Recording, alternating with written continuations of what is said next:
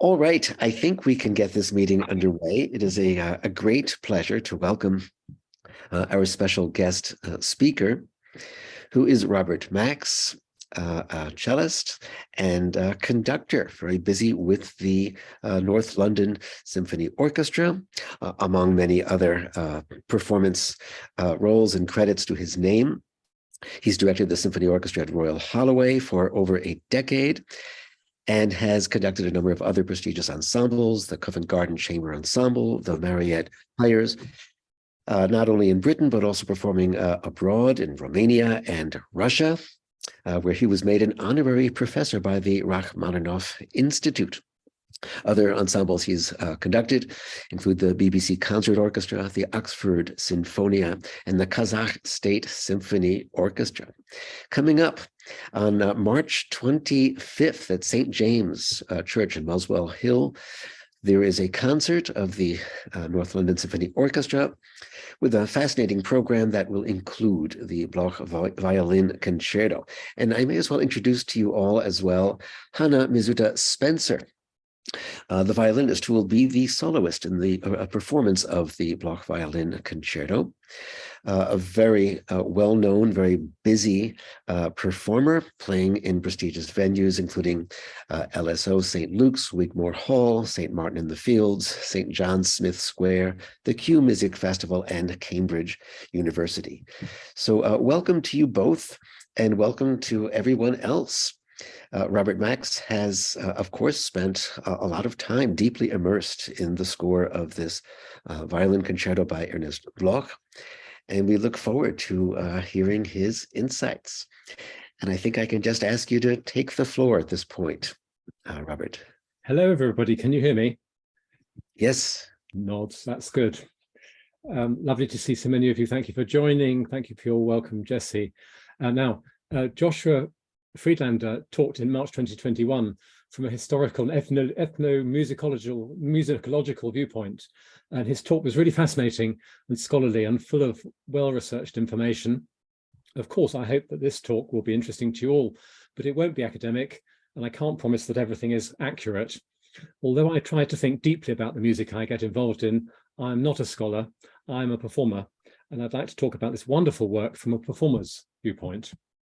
First of all, let me present my musical credentials. I'm a cellist, a cello teacher, and chamber music coach and conductor. I live and work in London. I played in many different and exciting parts of the world as cellist for 35 years at the Barbican Piano Trio, and I perform concertos with a variety of professional and non-professional orchestras.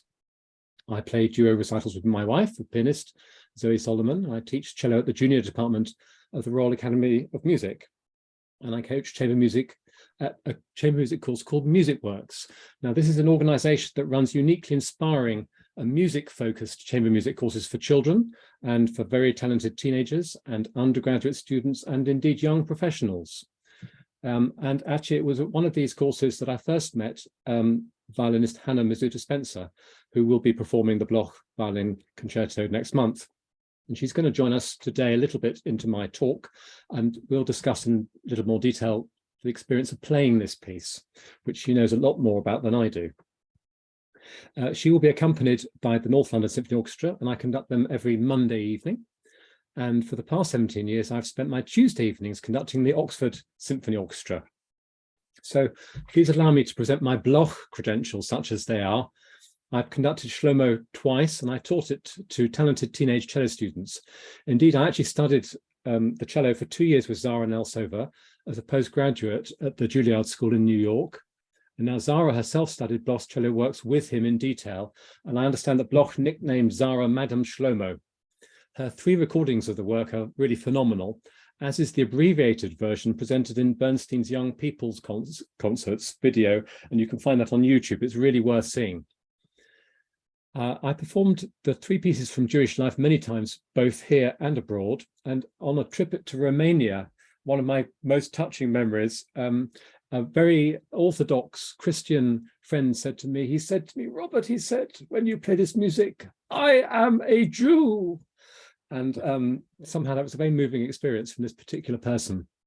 I've taught the piece many times over the years, and I've also taught meditation Hebraic. And that was because I heard Raphael Wallfisch play it a year or so ago. I conducted Zemel Choir for 4 years here in London, and I prepared the choir for their performance of Bloch's Sacred Service, which was conducted by Yehudi Menuhin in the 1990s. I explored Bloch's first string quartet in some depth at Music Works course with some students, and we had a really riotous time performing the scherzo, which we all really enjoyed getting to know.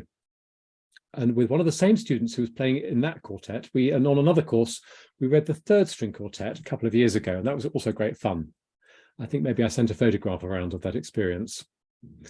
As a result of encouragement from other Bloch committee members, I've listened to all the other string quartets, and I'm convinced that they are really significant and really beautiful pieces of music.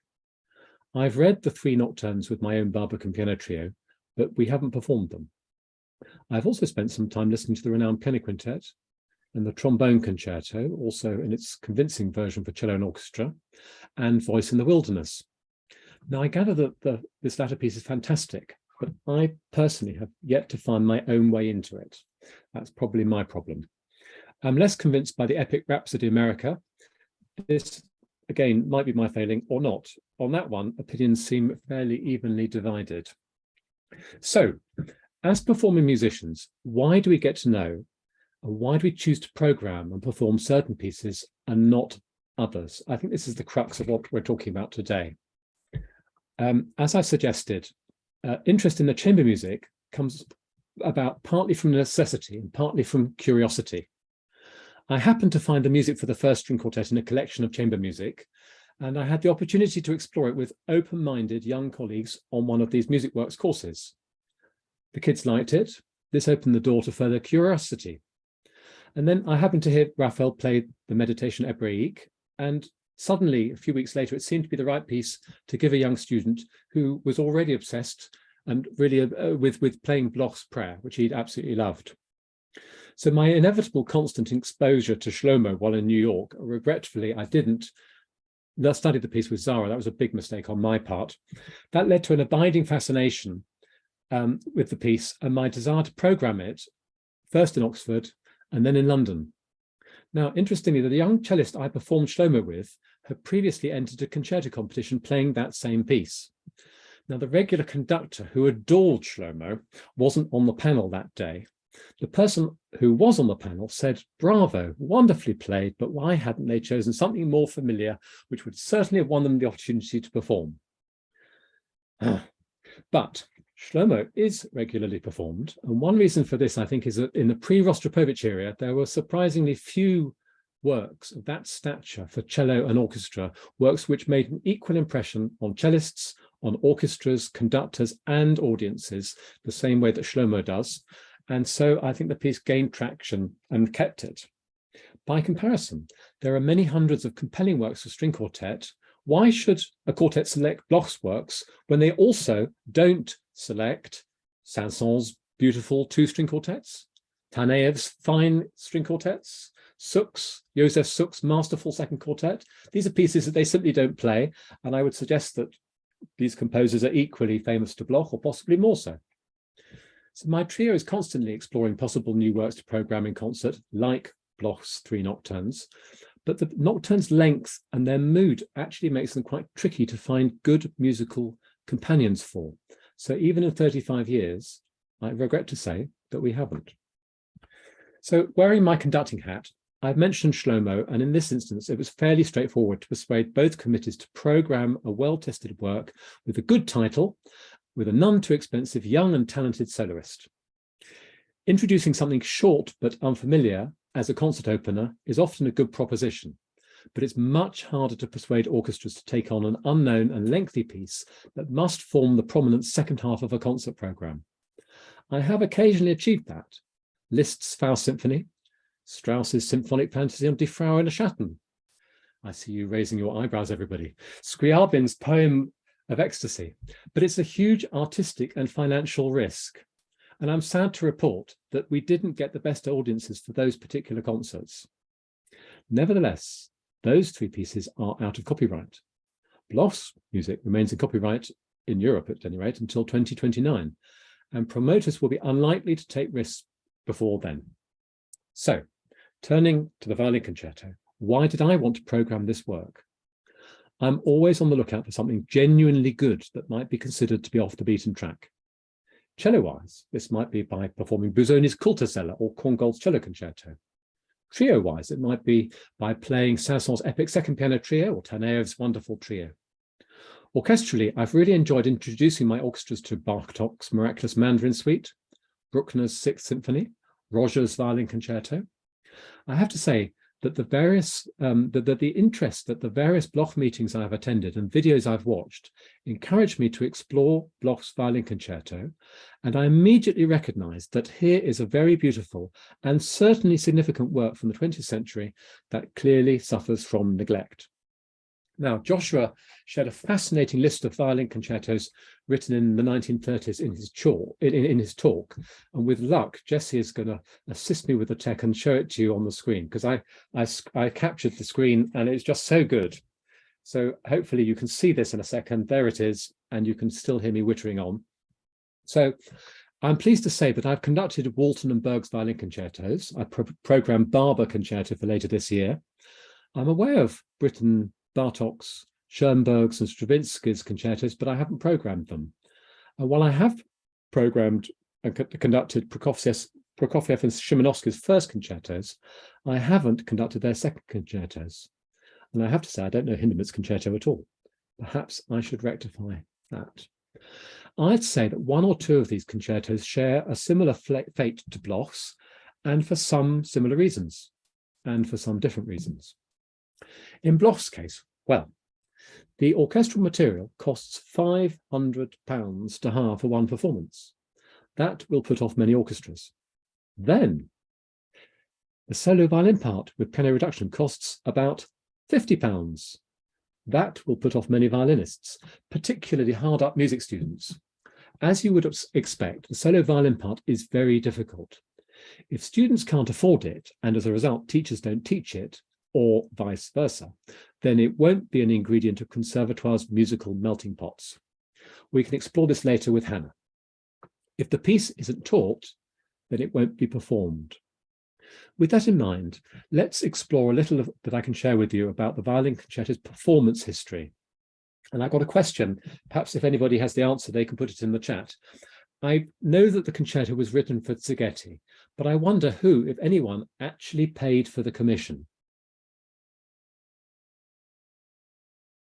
Anyway, there we are. I leave that to you. Let's see the chat buzzing with the experts, because as the father of a composer, I know that these things are really important. Composers have to live, and it's a very significant work, and it was programmed as it was. We're going to talk about that, so something must have happened. I just wonder what we know about that. Anyway, here's some information together with some queries about the earliest live performances.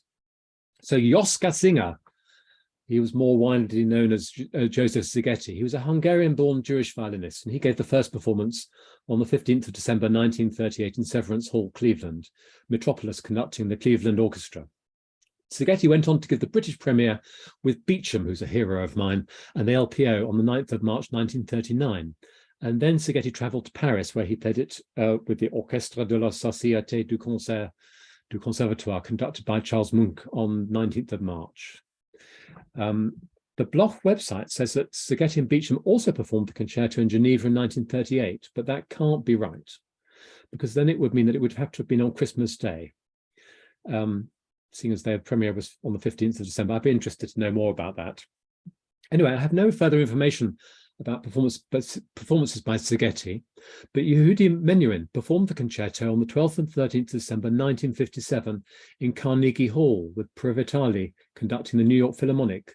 This performance was reviewed in the New York Times by Harold Taubman. 2 years later, Menuhin played the concerto with the Israel Phil, conducted by Jean Fournet, 8 times, I gather, in March 1959. And I thank Avivit Hochstatter, who's the IPO archivist, for that information. Menuhin also played it with the Philadelphia Orchestra, conducted by Riccardo Muti, in February 1982, and they later played it in Osaka in Japan as well. So stepping back in time for a moment, Chaim Taub, concertmaster of the Israel Phil, performed the work with Zubin Mehta in April 1976, and Tzvi Zeitlin performed it with the Leif Sigerstam and the Jerusalem Symphony Orchestra, but I don't know the date for that performance. So as for subsequent appearances on concert programs, this needs a lot more research, which I haven't had the time to do. But I did have these responses, which you might be interested in. From the archivist of the London Symphony Orchestra, "Dear Robert, I've had a look through our performance database, and I'm sorry to say, Bloch's Violin Concerto does not appear. We performed Shlomo quite a few times, though." And then from the Philharmonia's archivist, "I looked through our database, and there was no performance after the 1963 recording," that was Menuhin. But you're correct in that there was one concert with Menuhin playing it, but it was on the 6th of July, 1984, conducted by Muti at the Rail Festival Hall. No others. So the Philharmonia's archivist, Mike Hurwitz, added, "Bloch is a very unappreciated composer. My quartet embarked on studying the quartets, but we bust up shortly after we had only learnt one of them." So there we are, the musician's life.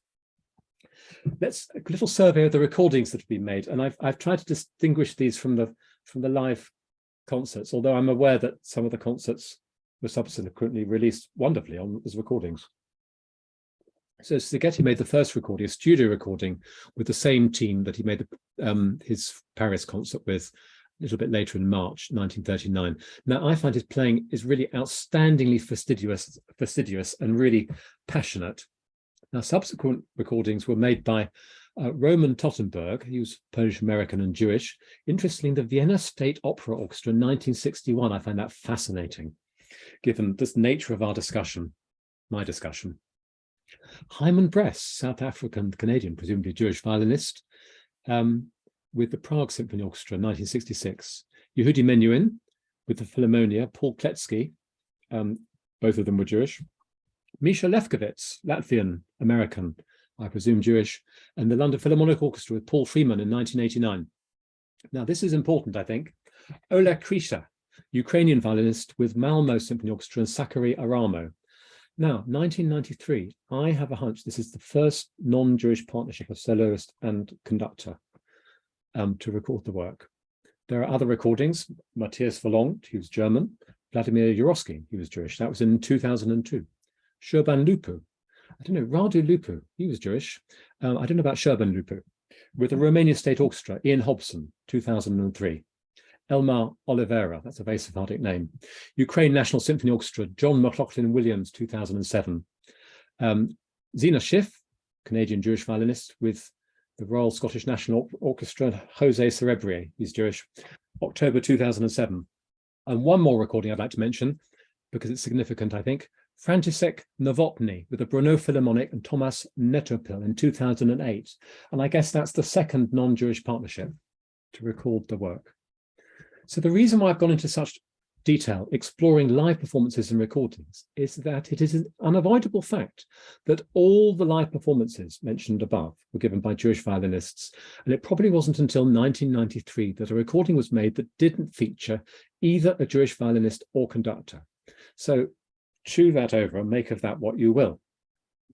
Let's now look at the musical backdrop to Bloch's Violin Concerto, including what you may consider to be a number of general influences or even specific musical allusions and or references. Now, the starting point for any composer must be the musical context of the times in which they live. In most cases, theirs is, on balance, a positive response, where they engage with the prevailing musical culture and use it as a starting point for their own explorations. In some cases, there's a seemingly negative response where everything around must be rejected in order to create something completely new. I'm aware that that's a gross oversimplification. Slightly similarly, when we listen to music, we hear it in the context of music we know. This is one of the challenges that classical music presents. Without a broad experience of the core repertoire, we can easily feel lost when listening to unfamiliar music. When I listen to this work, I hear certain musical references, some very strong, some tenuous. Now, I've identified 6 of these, which I'd like to share with you. I have no idea whether Bloch himself would have even known, let alone liked these pieces, but most of them are pieces that would, at the time of the Violin Concerto was composed, they would be beginning to make their mark in the world. Now, please note that in making these comparisons, I am not in any way denigrating the concerto. Quite the contrary. I'm suggesting that the background to this work is a richly woven musical tapestry. And indeed, it is this tapestry which helps place the work at the center of a vibrant musical culture. So here, first of all, are 4 snippets from the concerto's first movement. Each of those snippets will be contrasted with snippets from works by other composers. So it'll be kind of 2 at a time. And Jesse is in charge of the tech, I'm pleased to say.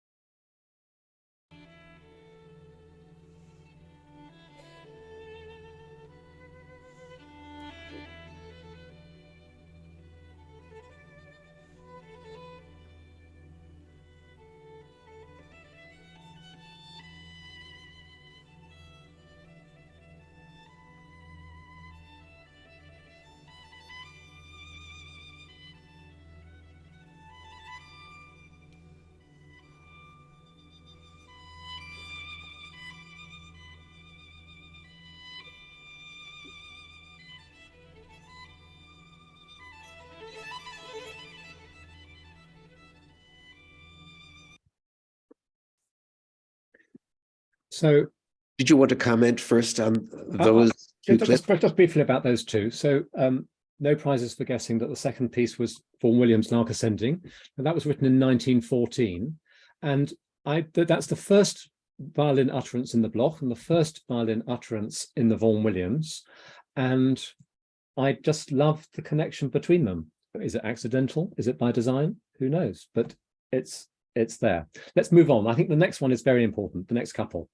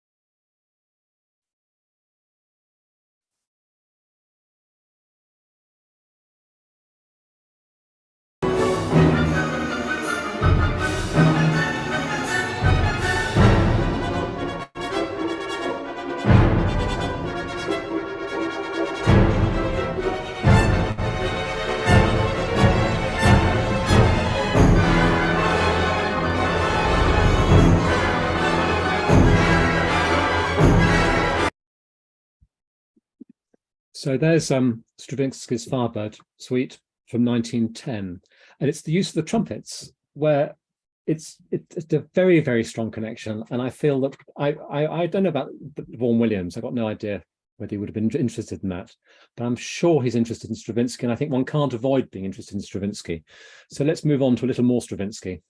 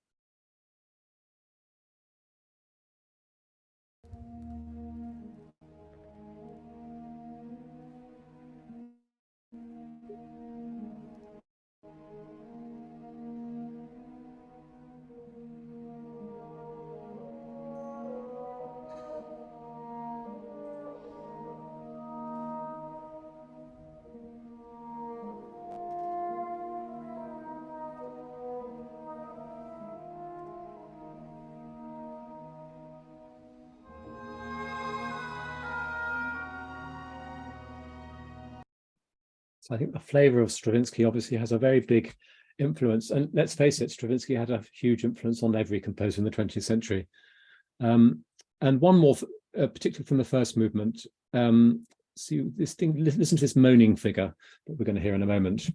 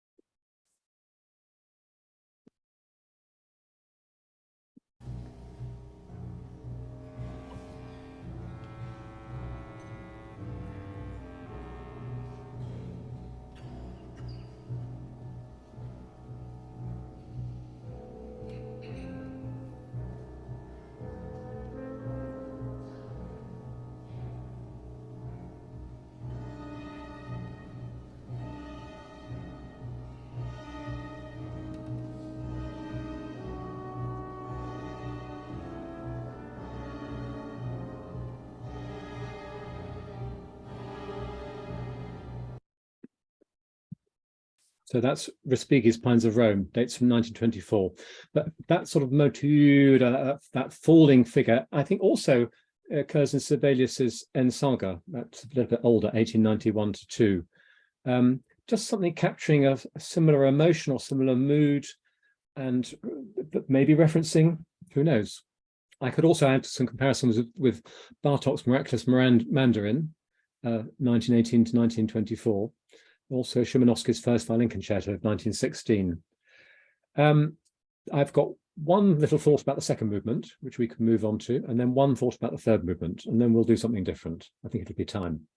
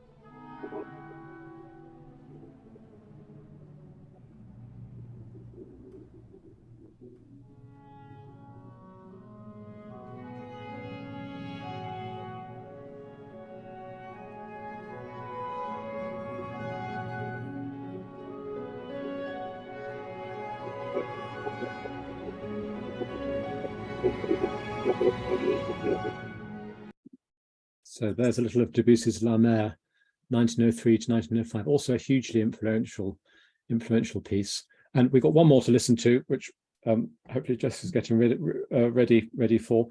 And if you find this process a little strange, I mean, or whatever the word is, anyway, look, at worst, it means you've heard some beautiful bits of the Violin Concerto, which I'm sure you've enjoyed hearing. So one more. This is I think a quote from the third movement of the Violin Concerto.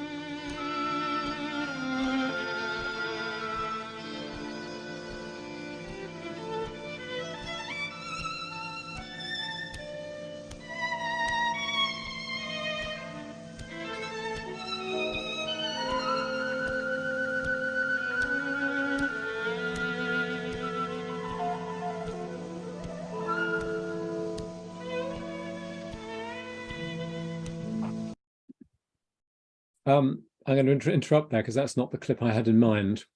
I am so very sorry. Don't worry. Can I see if try? I can... It's possible that I got the two of them confused. Let me just try playing this other one.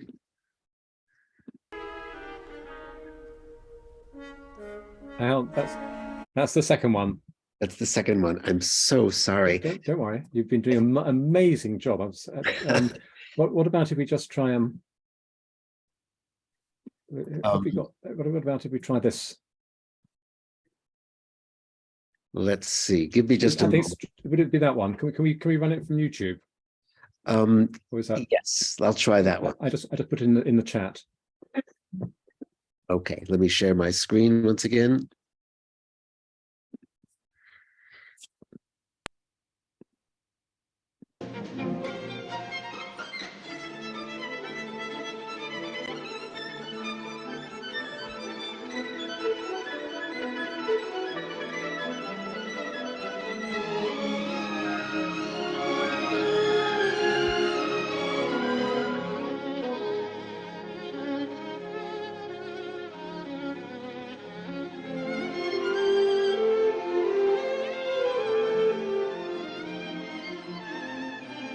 That'll do the job. Okay, and I'll go on to the second one.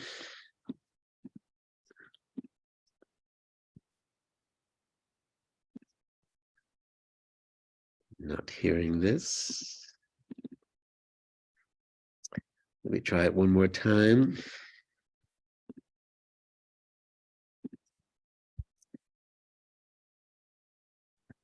I am not sure why this is muted, and I'm so sorry. Do you want to try it? I put that in the chat you as just well. need to.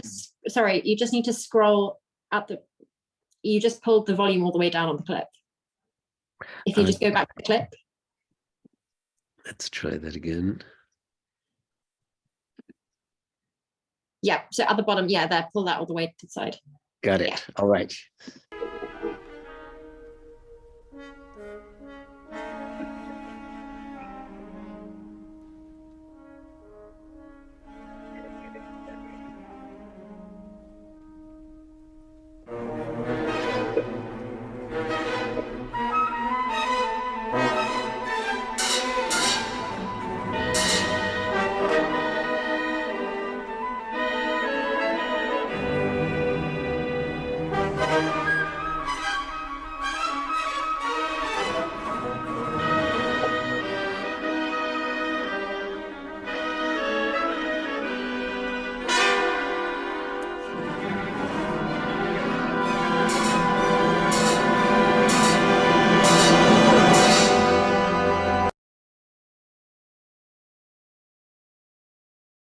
So it's the way that the melody bursts in the Taras Bulba of Janacek that I thought was revealing.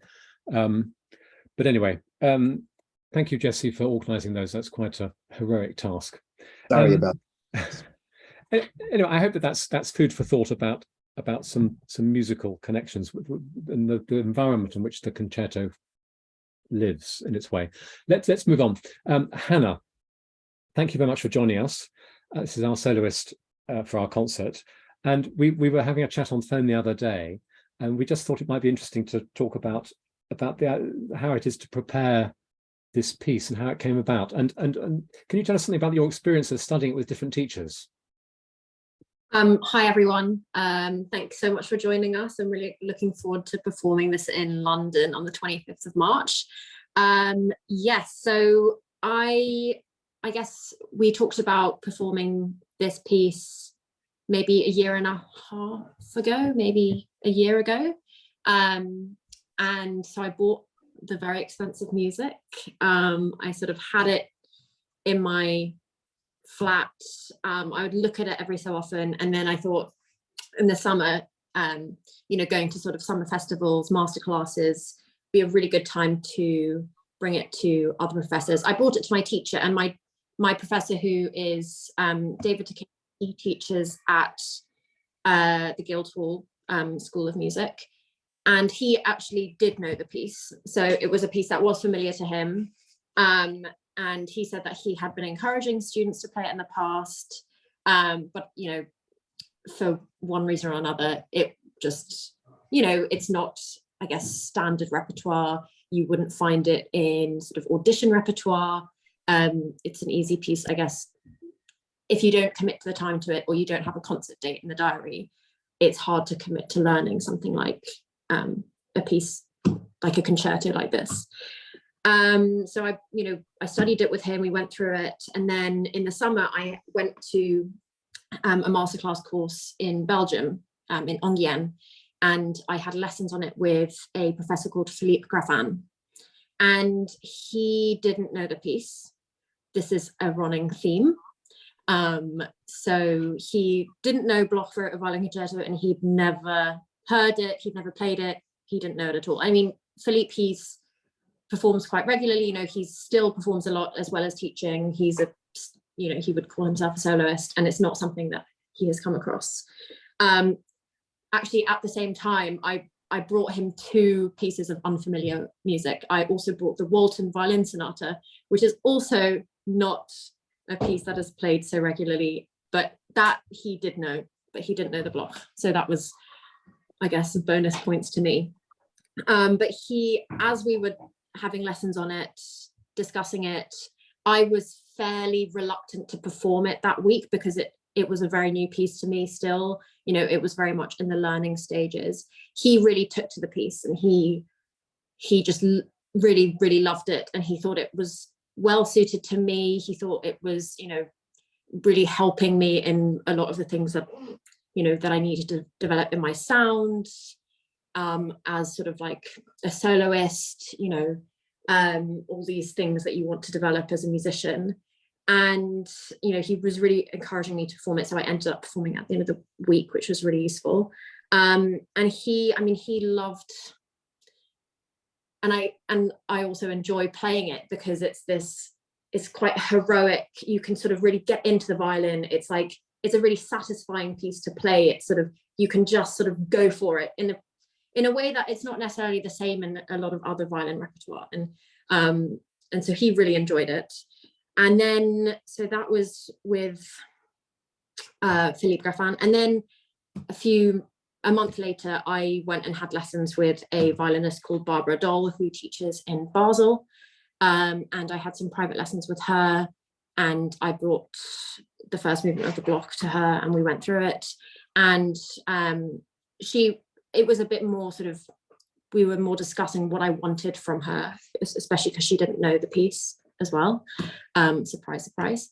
And she suggested actually that I really I was already listening to the Menuhin recording, but that I listened to the Menuhin and Szigeti recordings and actually take inspiration from their techniques. So like the portamenti, the glissandi, that sort of element of working on it.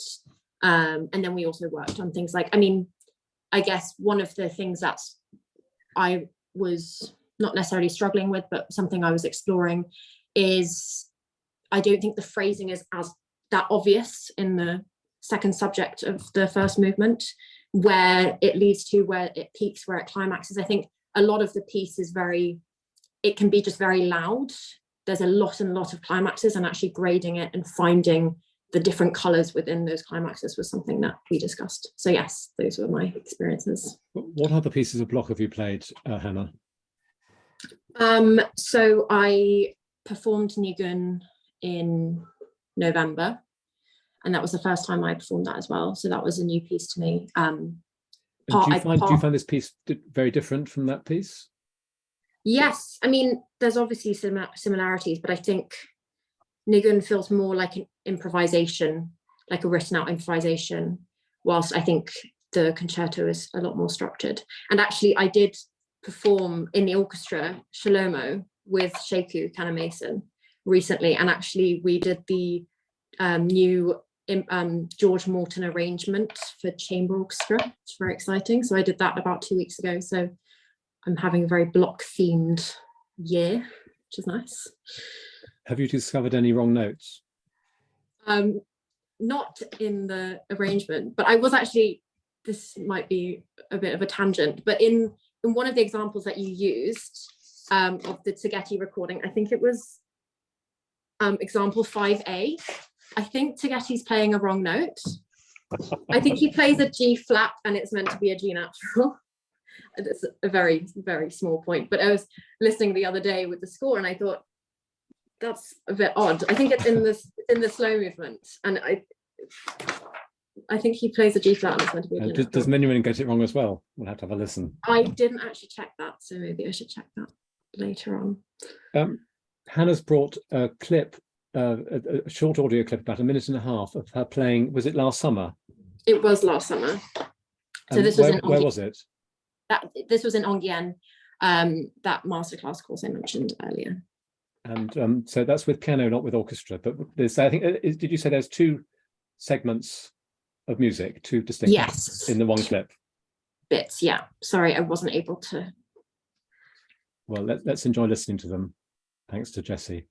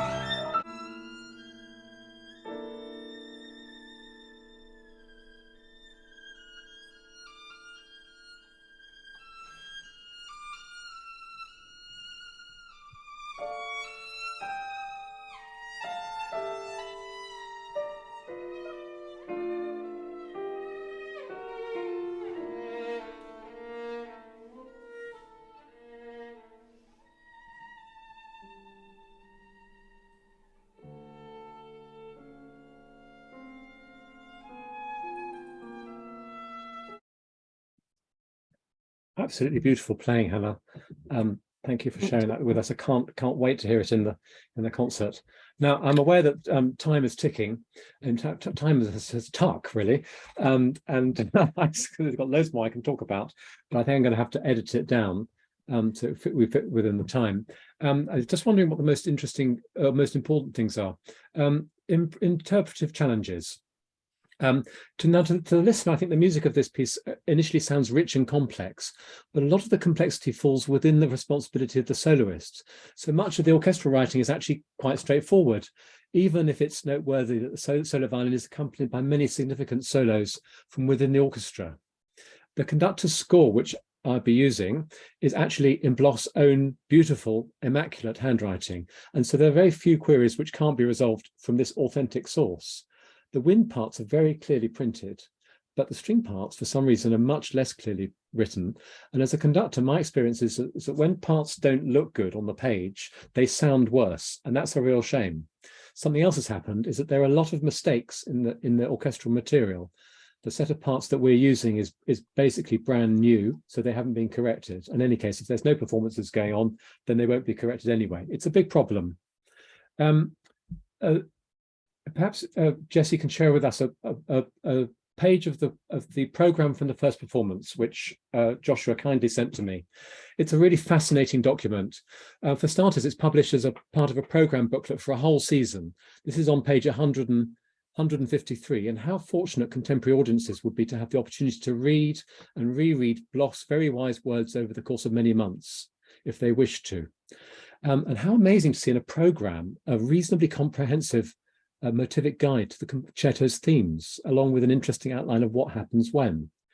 If any of you would like to read the document, I'm sure we can share it with you. But I thought if I can just quickly focus on the thing that Bloch doesn't talk about. So in the first movement, for example, we can observe that the first movement is nearly 20 minutes long. It's by far the longest movement. And the length is dictated by the form of the movement. And the form is actually completely normal sonata form. There's an introduction. The strange thing about the form is that the cadenza comes after the first subject reprise, before the second subject reprise. But it's absolutely standard. But what Bloch doesn't talk about in the program notes is about keys and modes. And this piece is essentially an A or A minor, and it has a tonal center, and that's very interesting. So the opening motto theme, from which much but not all of the material is derived, is in A natural minor. And the first and last chords of the last chords of the first and last movements are essentially made of A's and E's. So they're neither in the major nor the minor. And the second subject is actually in one, he puts one flat in the key signature, so it is in D minor. But the opening portion of the second subject is not really in D minor. It only settles that way halfway through. And the fact that Bloch thinks that this is significant is the fact that then he puts the whole second subject up a perfect fifth in the home key of A minor for the reprise. So he is actually thinking in terms of keys, even though he's trying to obscure the keys. And then he was also making enormous use of modes, Havaraba mode, and octatonic scales, and all sorts of things which obscure major and minor tonality. And the considerable length of the first movement, it seems to me that it stems from the way that Bloch is constantly engaged by identifying motives and submotives from the thematic material, and he pits them against each other with endless variety. It's quite brilliant. I wouldn't call it thematic development in the traditional sense. While the technique has been described as Wagnerian, I think there are fundamental differences, because Wagner's needs are determined purely by dramatic requirements, and Bloch's are determined by purely musical requirements. Another thing that Bloch doesn't say is that the opening theme of the second movement is closely related to the violin's opening notes of the first movement. So he does say that, but what he doesn't say is that the first movement opening is basically the same as the opening to Voice in the Wilderness. And even more astonishing, he doesn't tell us that the opening of the second movement of this concerto is actually the first movement's motto theme turned upside down. So I think it's the things that he's not telling us which are the things that we need to look for. That's where the real mystery and delight of this piece lives. There's a wonderful thing he doesn't mention. There's the ti-ta, ti-ta, ta. It's this drum rhythm which occurs in the timpani and the cellos and the double basses, and that happens in the first movement, and then it happens in the second movement, and then it happens in the third movement. And I think that's a really significant element that he chooses not to mention. And the slow movement, we talked about keys not being distinct, and the end of the second movement is absolutely roaring towards an F sharp major conclusion. And it's really clear that it's going to end in F sharp major. And then he doesn't, he sticks an A minor in and makes it end in F sharp minor. It's really extraordinary the way that he surprises us. Last thing about keys. So the first two movements are overcast and ruminative, but the last movement is generally very optimistic. And the word sunny comes to my mind. And what makes it so? And of course, because the music is overtly in the major modes. But which key? Now, this piece is essentially an A, so we think of A major. But he's always spending his time avoiding A major. He doesn't settle in any key for any significant period of time. He goes to C major, E major, D major, E major, F major, and then he puts two keys together at the same time, A major together with C major, F sharp major together with A major. I mean, he's always trying to confuse us and not make things settle. It's very, very interesting what he's doing with that. Anyway, so just to sum up, time to finish really. I think I would like to return to where I started. I'd like to reflect again on the performance history and the recording history. The work has been in existence for more than 80 years. And yet the vast majority of the performers have been Jewish. So many people we've encountered the work have acknowledged that it is of great significance and great beauty. Yet, even if it's been recorded quite a lot, it has not gained a firm foothold in the concert hall. I mentioned Sergei Taneyev already. 20 years ago, a reviewer in the Times described his music as a curiosity and said that it will remain such. And now I go on music courses and I meet musicians who know Taneyev's music better than I do. And I'm absolutely sure that the same is going to happen to Bloch's music in general over the next few years. And I think that this concerto is going to lead the way because it's a toweringly great piece. So just to reiterate, Hana and I are performing the concerto with the North London Symphony Orchestra St James's Church, Muswell Hill in North London on the 25th of March 2023, 7:30. I think tickets are on sale. You can probably Google them and find them. And I've also got some news hot off the press, which is that as of last week or so, Hana and I will be performing the concerto again next year, this time with my Tuesday night orchestra, the Oxford Symphony Orchestra. So please make a note in your diaries now, on Saturday, the 16th of March, 2024, 7:30 p.m. in Oxford's Town Hall. May I please thank Jesse for his amazing technical support, and also Hana, thank you very much for joining us and sharing your first-hand experiences. If there are any questions, I'm sure I can't answer them, but I'm happy to try. And I'm sure Hana is too, much more interestingly.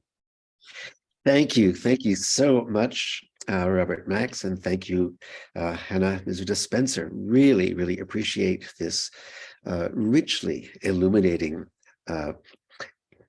discovery of this concerto that we're all making, thanks to you and your interventions today. And I'm sure that there are comments and questions. So I have a feeling that maybe if we put something in the chat, there are so many of you, it might be difficult for me to see if people are raising a hand. And I don't want to put anyone on the spot, but I can't help but think that maybe Joshua Friedlander might have a comment to make or a question to pose to our guests. I loved it. It was great. Thank you for really doing this work. I think I agree with Robert. I think it's just an incredible work that's just been unfounded, and I agree about the cost of just getting the work. And I mean, I had to buy it secondhand, and I luckily got it on on the internet. But it's really hard to find a lot of pieces like Bloch's, Ernest, this Violin Concerto. The Poem Mystique was another one I had issues as well before that. And this is just a terrific piece that I just, as I said in my thing, there's all these Violin Concertos, and I don't understand why it didn't pick up or gain traction. I loved your playing, Hannah. It was wonderful. I thought it was really great. I love the G string, the strength of the G string on those, because it's always the difficulty on the Bloch's pieces, especially the concerto, because I'm a violinist and I think about those things. I don't know who commissioned it really, but I know he had tons of benefactors. I think somebody might be more better to suit that afterwards. I know he moved to the French Alps, and I think it's been discussed many times from other ones about that. And he wrote multiple pieces there. And finally, the beat that you were talking about, and I've been thinking about this ever since after I wrote my dissertation, or my treatise, that I think it's the powwow. I think it really has to do particularly for Native American, because in my discussion with Dr. Browner, and the Frances Densmore stuff. Frances Densmore did not put the powwow in her books because she didn't think it was really. Actually, she didn't record it when she was recording the chiefs. So she would just give a pitch, and then they would just do their chant. The problem is that the powwow is an essential part of it, and I think that maybe he was thinking about what he has seen in his times in 1924. Particularly in the Acoma Pueblo tribe down in New Mexico, and also his time where I saw was at the Sioux tribe, I believe, where he did actually also saw a powwow, because you could see it right on the pictures. So I don't think he would know if it was a driving force of it, but I guarantee he would be influenced by it. So that's just my interpretation. But yeah, I agree with everything you were saying there. I think more than other people, than Judaic Jewish people doing the works, I think this could be very universal in its nature, and I've seen also a lot of the things where you said change the keys and stuff. That happens also in a lot of other pieces that Bloch does. I mean, the Bloch Poem Mystique that I did before that, when I had to do it for my my lecture recital, had similar concepts where you just can't tell which key you're ending up in, and then he just going to another place and he's going to another place, just continuously moves on and on, but yet it still has some sort of cohesiveness, of all this chaos, which I just adore. So that's my Great. word. Thank you so much for that, Joshua. We have a question, and we also have a comment, each from a person named Malcolm. I wonder if we can go to the Malcolm Miller query having to do with the last movement. Oh yeah, sorry. It was a question that came up actually when you played what you Robert said was the sort of the wrong example, and it's something I've just been I've been listening to it thanks to Geraldine and pointing out that this event was happening, and I was really delighted to be able to be here. Absolutely fascinating. So thank you for the fantastic presentation. The question actually was about this sort of little motif. I don't know if you can recognize it. The little snippet. It goes something like da da da da, or something like that. It's sort of in the background, and it's a sort of major triad based, and it's completely it happens right at the beginning of the movement. It's a new theme from the beginning of the third movement, I think. Exactly. I think Joshua will probably have a better handler on it than me. Yes, so I'm wondering how it sort of, how you think that fits it. It's sort of used as a sort of almost a foil against the language of the violin. It's sort of, so it's a curious type of web that he sort of textural contrapuntal web. I just wonder if you've got any sort of ideas about it. Well, or is my thought is it's suddenly something very much in. I mean, it appears kind of like in F major, and it appears very much in the major, and it's the majorness of the last movement. Is that it's just something completely new and undisturbed and jolly, and he uses that major idea in all different keys to say, because he's going for his contrast, but I think it's more to it than that. Can I quickly slip in another question? I know this is a bit illegal, but actually I had a question about the use of the violin, and Joshua was just mentioning the G string and everything. There's a lot of double stopping going on, and there's a lot of very high, beautiful, very high writing. I'm just wondering, in the cello works, how he uses that really low, beautiful sonority of the very low range. So I'm just wondering, do you think in this piece, that there's a similar use of the entire range, or is he mainly concerned with this sort of very, very high? Does the low range get exploited enough? I think Hannah should comment on that. Hannah, yeah, that was a question for Hannah. Just talking about the range. Yeah, really. There is a lot of like sol G, so like as in you would play it only on the G string, like a lot of it. I think it uses the whole range of the instrument, and like a lot of richness in the lower register. And then, but also like, the theme you just mentioned, the yum bum bum bum bum, is like bright and high, and like the more sort of like soulful, like sadder themes are much lower register. So it's like contrast with the register as well as the themes. Thanks. Thank you very much. Thanks.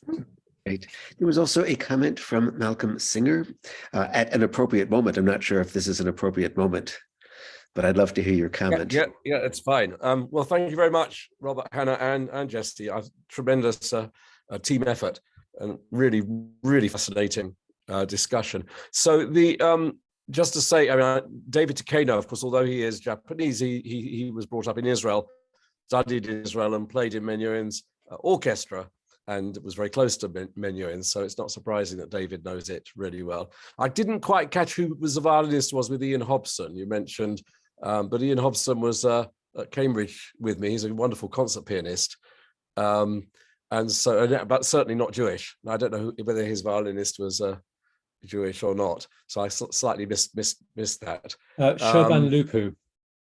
Right, I don't know. I don't know if Shoban Lupu is Jewish. Radu Lupu, but same name, was Jewish. But Ian Hobson was is I don't know if he's alive, but it was certainly a great virtuoso pianist, and would have enjoyed exploring that kind of repertoire.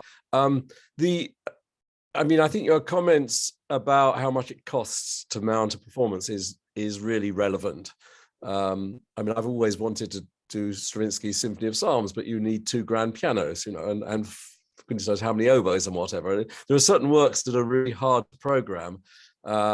And if the music costs a lot of money and if the string parts aren't well prepared, then this conductors and promoters do tend to go against these things. I wonder what Szigeti's relationship was with Bloch. I don't know. I don't know if anyone does know.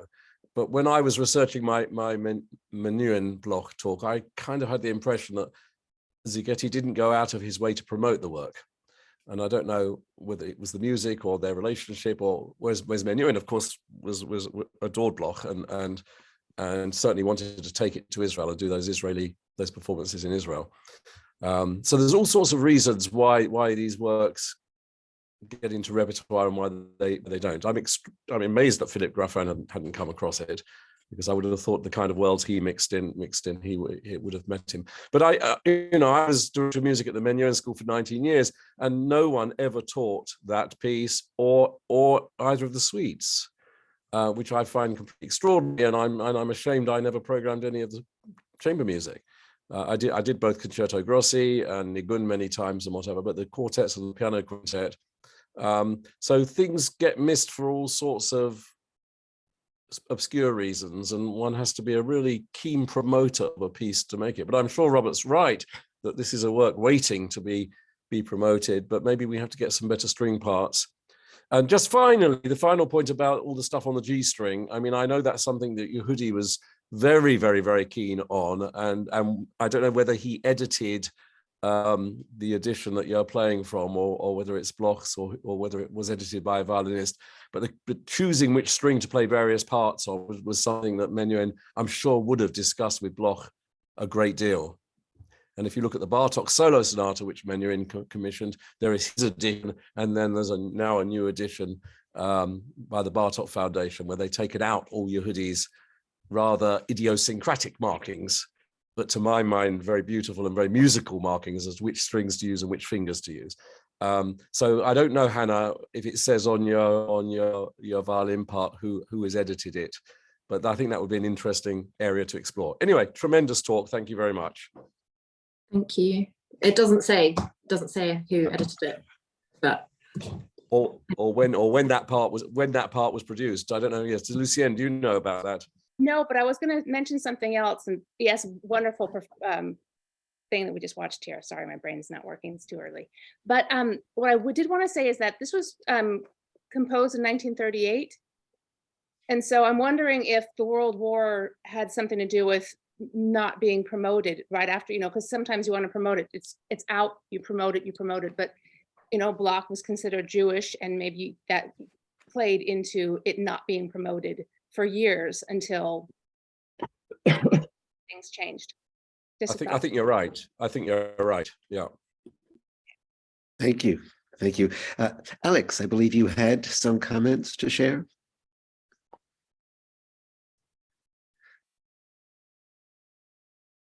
Yeah, just unmuted. Thank you ever so much. Fantastic. Really enjoyed that.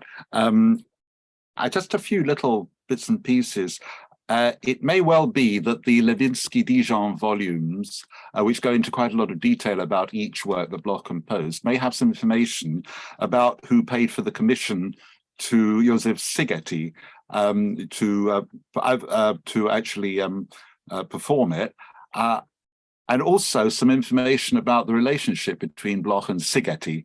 But I do feel that it was perhaps a little bit closer than may have been implied so far. And so therefore, but I can't remember well enough. I think it's worth looking up if one knows French well enough, then one could look it up in the, I would imagine that it would be in volume 2.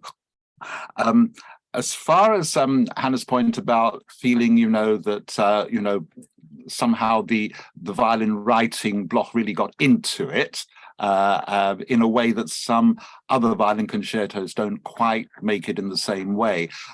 We must remember that, of course, Bloch was basically a first study violinist. That was his instrument from early youth, and it's an instrument that he did play all his life with a few gaps in between. But I think that it was the one that really spoke to him, in spite of course, his tremendous feeling for the cello and for the piano and for all sorts of other instruments too. But there was something special for him about the violin.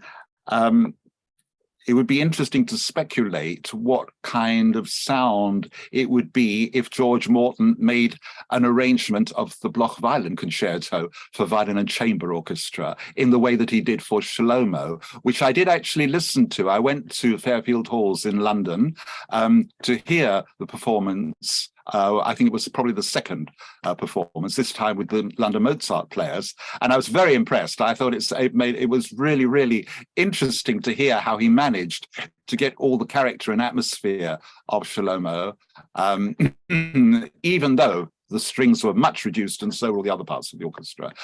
So I'm just wondering what he would make of the violin concerto, if that were another way of making the violin concerto more available, more accessible.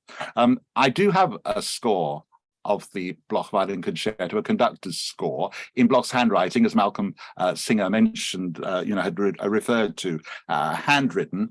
And I think that the actual handwriting does give quite a lot of information as to Bloch's intentions, quite apart from what he wrote, how he wrote it, the actual handwriting itself. Now, Dalia Atlas, the conductor, Israeli conductor, is also an expert on graphology. And she has looked at Bloch's handwriting as a study in its own right, whether it be handwriting to do with, just generally as one writes letters or writes, on a piece of paper, ordinary handwriting, but also she has analyzed his musical handwriting. In other words, how he notates music on the page.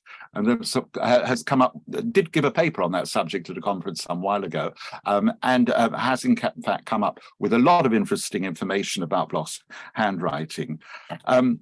Just finally, the question of the Jewish thing, because of course that's usually not very far from any discussion.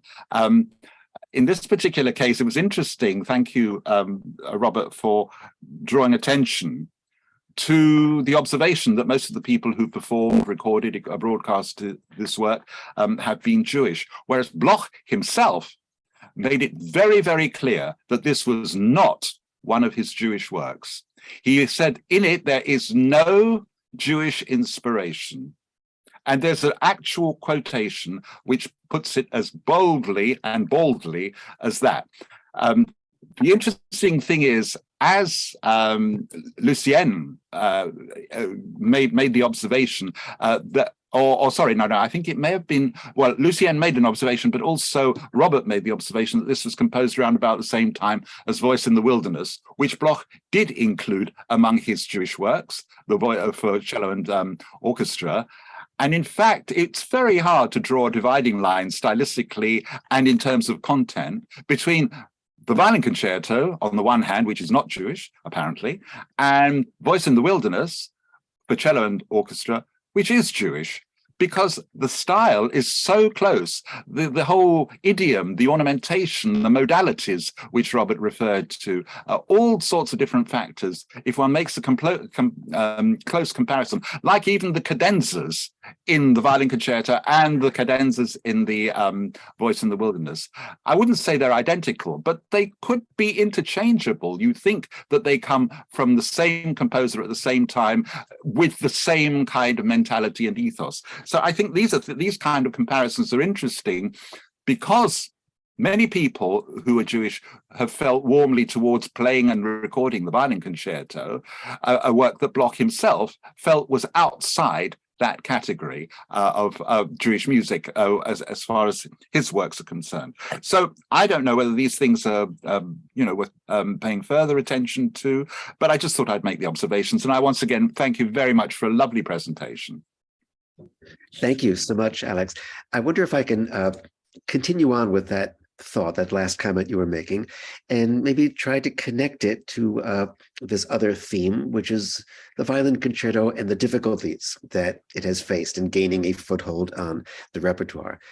even if it's true that Bloch denied Jewish inspiration for this concerto, the fact of the matter is that for decades, he has gained a reputation as the very personification of Jewish music. And for that reason alone, will naturally come to the attention of certain Jewish musicians who may feel, out of a sense of personal identification, this is something that I ought to consider.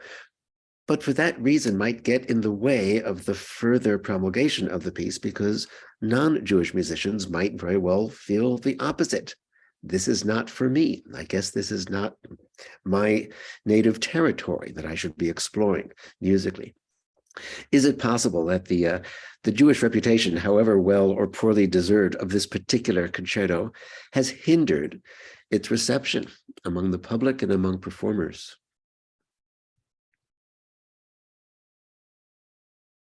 I think you've articulated that incredibly well, Jesse.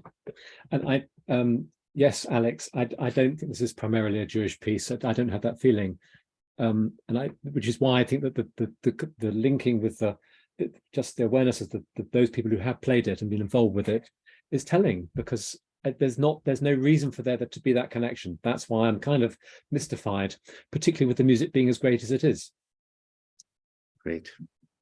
Is there perhaps a parallel with the Korngold Concerto? I mean, people didn't perform the Korngold Concerto because he was a film composer, and there was a kind of snobbishness against film music. And then in the last, I don't know, 15 or 20 years, people have kind of discovered it's a rather good piece, and he actually was a pretty fine composer. And that's now finding its way into repertoire. I wonder if it might be similar with the Bloch, in different, in a parallel way. I think, Hannah, you'll have to make yourself extremely busy with this piece for the next 20 years. Good luck. I don't know if there are any Don't more mind. questions or comments. We've been going strong for over an hour. Yes, Joshua, did you have? One thing about the not being performed. I could be. I'm trying to remember, and don't quote me on this, but if I recall, Yehudi Menuhin did not perform it till after Bloch's death. It was not recorded till after Bloch's death. So if I recall, and I'm not gonna, I think they feel like it was enshrined to Szigeti for those 20 years, and then after that, then it was used more. And I have to look at the performances again and look at my discography and stuff like that. But I'm pretty sure there was a big gap between the two.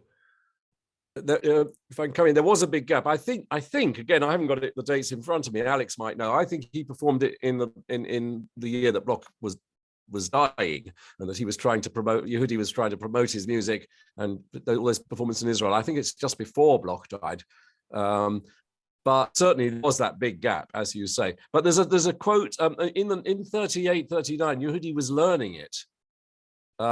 There's a quote somewhere that started learning the concerto at the time, just after the premiere, but then there was a 20-year gap before he actually played it. But again, I'd have to look that up. But I had all that, I researched all that for my talk. But I think rather like with Bartok, he was trying to help a dying composer get some recognition before he died. And I think you're right. I think the next performance, the recording, was made in 1961. That was the one with the recording is certainly after he died, but I think the performance. But Menuhin didn't play it until 59. Yeah, but he died in 59, didn't he? Exactly. Yeah, I think you might be right. Yeah. Also, one other thing about Hannah, about the mistakes. It even says in the program notes of the recording that they knew that there were mistakes to the renditions.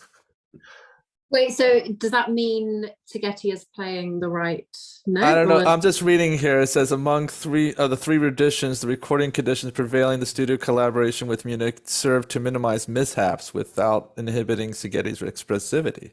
And it just goes on and on about that. Yeah. Very I thought it'd interesting. be kind of fun. Because I was checking like the copyright of the violin part, and the copyright says 1938. So I guess that, the editing, it's all like in the piano part as well, you see like violin fingerings, string specifications, and then, so I guess, I don't know, it's not been edited since, or so mistakes or no mistakes, who knows. Thank you, Josh, for those comments and the clarifications that came out in the ensuing discussion. I think we are at an end, and I will ask you all to stay tuned for my communication once this has been posted to YouTube. I want to thank our two guests once again from the bottom of my heart for a really splendid presentation, and I look forward to staying in touch with you all. Thank you so much for being here. Ciao.